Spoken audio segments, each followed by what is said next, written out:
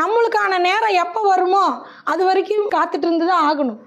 எருமை மாடு மாதிரி தின்னுட்டு தூங்கிட்டு காத்துட்டு இருக்கிறது இல்லை. புலி மாதிரி பதுங்கி நம்ம வேட்டைக்கு தயாராக காத்திருக்கணும்.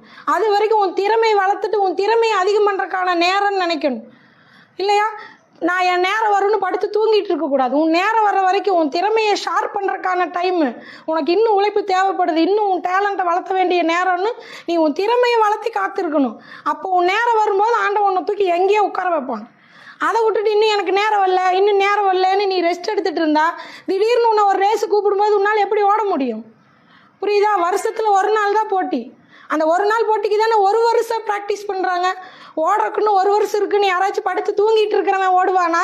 அந்த வருஷம் பூரா ப்ராக்டிஸ் பண்ணவன் அங்கே ஜெயிப்பானா? புரியுதா? உனக்கான நேரம் வரும். எப்போவுமே உனக்கான நேரம் இல்லை. ஆனால் உன் நேரம் வரும்போது நீ தயாராக இருந்தால் மட்டும்தான் உன்னால் ஜெயிக்க முடியும். உன் நேரம் இல்லைன்னு சொல்லி நீ விட்டுட்டு நான் நினச்சது எதுவுமே நடக்க மாட்டேங்குது, என் லைஃப் நான் நினச்ச மாதிரி இல்லைன்னு நீ போய் தூங்கிட்டு இருந்தால் கடைசி வரைக்கும் உனக்கான நேரம் வராது. உனக்கான நேரம் வரும்போது உன்னால் அந்த வாய்ப்பை உபயோகப்படுத்தவே